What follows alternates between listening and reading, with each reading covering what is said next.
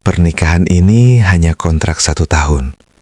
Tidak ada cinta, tidak ada pelukan, tidak ada harapan. Tapi bagaimana jika hati justru jatuh cinta pada orang yang sejak awal berjanji tak akan mencintai? Assalamualaikum warahmatullahi wabarakatuh. Sahabat semua, sebelum kisah yang penuh air mata dan pelajaran hidup ini dimulai, jangan lupa subscribe channel ini. Tekan like, share ke orang terdekatmu, dan nyalakan notifikasi, agar kamu tidak ketinggalan kisah-kisah inspiratif yang menyentuh hati. Dan setelah menonton, tulis pendapatmu di kolom komentar, karena setiap cerita punya makna berbeda bagi setiap hati. Namaku Alia. Aku lahir dari keluarga sederhana. Tumbuh di rumah kecil yang dindingnya sudah mulai retak dimakan usia. Sejak kecil, aku terbiasa hidup dengan cukup.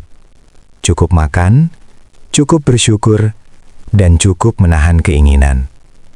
Ayah meninggal saat aku masih duduk di bangku sekolah, meninggalkan aku dan ibu untuk saling menguatkan satu sama lain. Ibu adalah segalanya bagiku. Setiap lelahku, setiap air mataku, selalu berakhir di pangkuannya. Tapi hidup tidak selalu ramah pada orang-orang yang hanya punya doa. Suatu malam, saat hujan turun deras, ibu terjatuh di dapur. Suara piring pecah bercampur dengan rintihannya masih terngiang jelas di telingaku. "Bu, ibu kenapa?" tanyaku panik sambil memeluk tubuhnya yang gemetar. Sejak malam itu, rumah sakit menjadi tempat yang sering kami kunjungi. Dan sejak malam itu pula, aku mulai memahami satu hal pahit. Kemiskinan bukan hanya tentang tak punya uang, tapi tentang tak punya pilihan. Di tengah keputusasaan itu, datanglah tawaran yang tak pernah terlintas dalam doaku.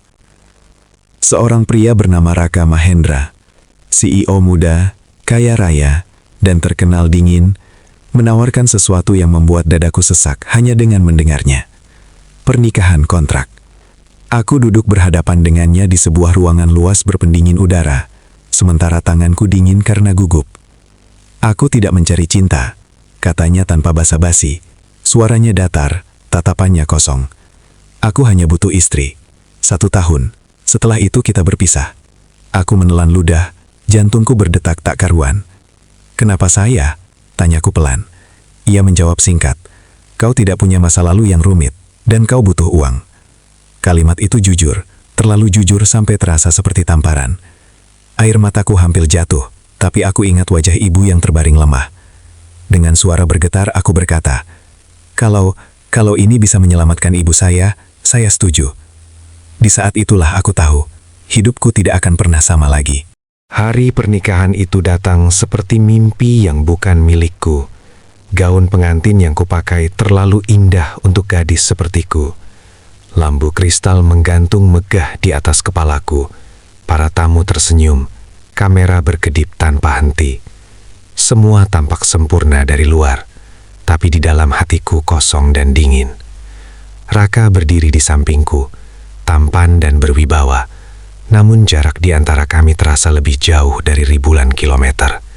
Saat ijab qabul diucapkan, tanganku gemetar. "Sah," kata penghulu, dan semua orang bertepuk tangan. Tapi aku justru ingin menangis. Saat kami berjalan menuju kamar, langkahku terasa berat.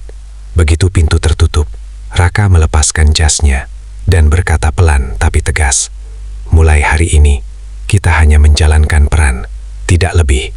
Aku mengangguk, menunduk dalam-dalam. "Saya mengerti," jawabku lirih. Malam itu aku tidur sendiri, memeluk bantal, sambil bertanya pada diri sendiri, apakah ini harga yang harus kubayar untuk berbakti? Hari-hari setelah pernikahan terasa sunyi, meski rumah itu sangat ramai oleh pelayan. Setiap pagi, Raka pergi tanpa pamit. Setiap malam, ia pulang tanpa cerita. Kami seperti dua orang asing yang terjebak dalam satu atap. Suatu malam, ia berdiri di depan pintu kamarku dan berkata, "Jangan berharap apapun dariku. Aku tidak pandai mencintai."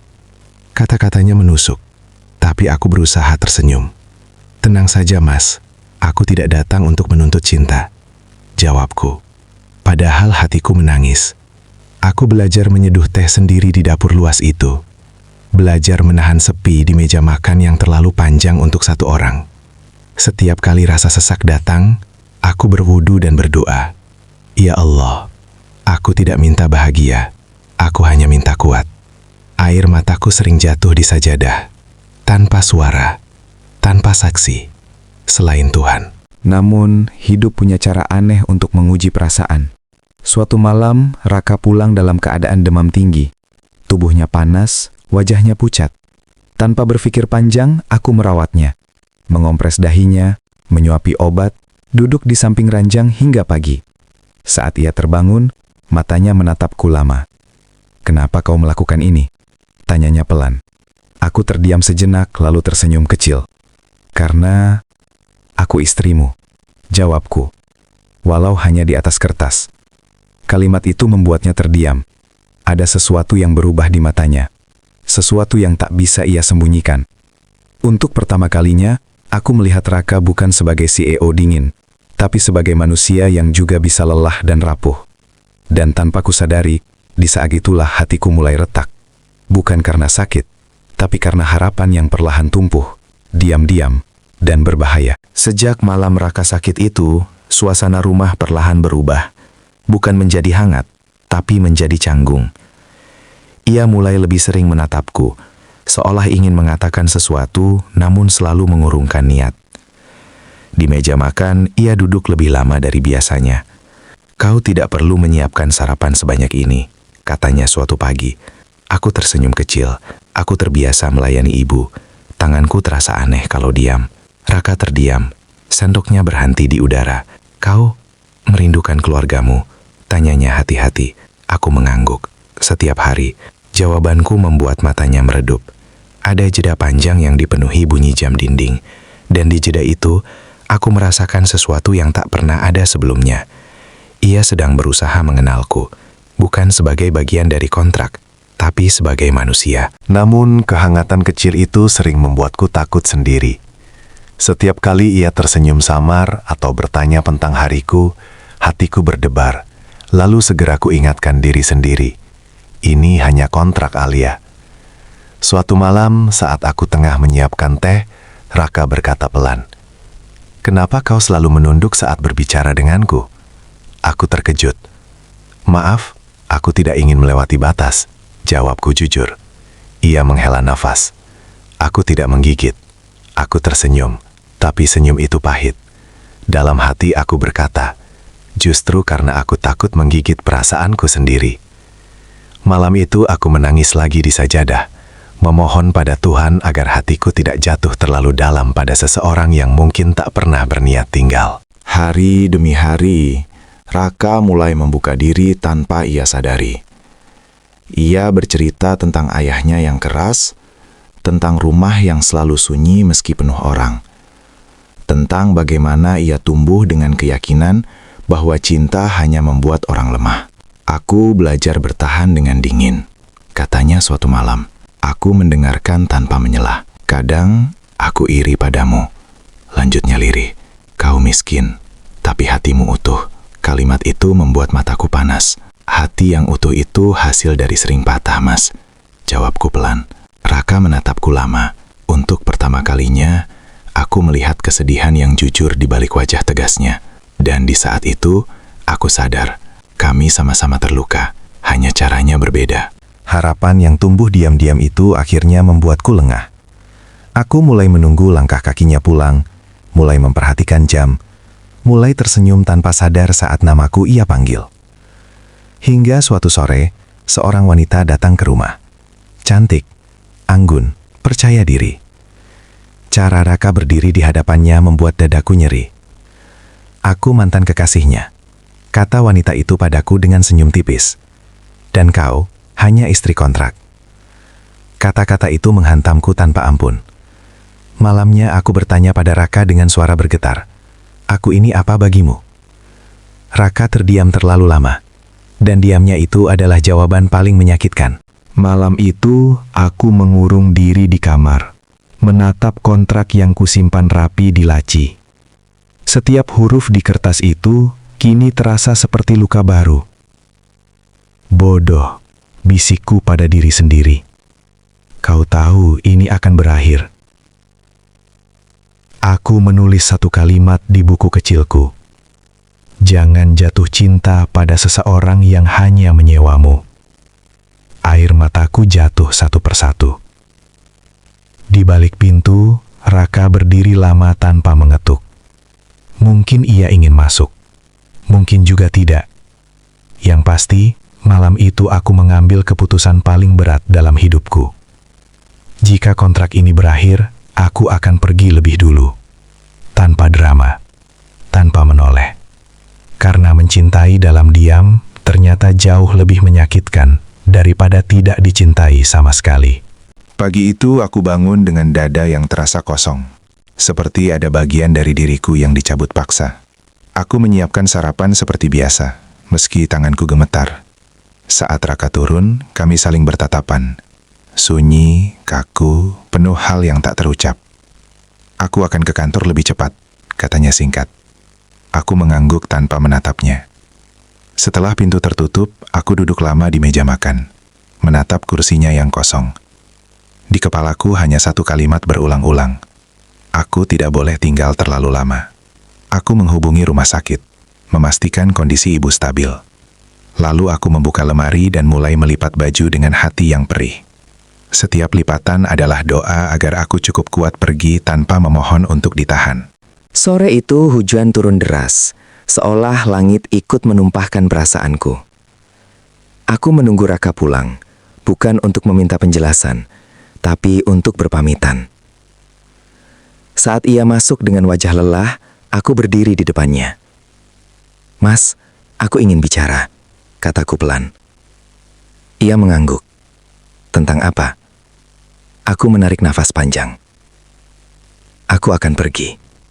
Bukan sekarang, tapi saat kontrak ini selesai." Raka menatapku, bingung. Kenapa tiba-tiba? Aku tersenyum pahit.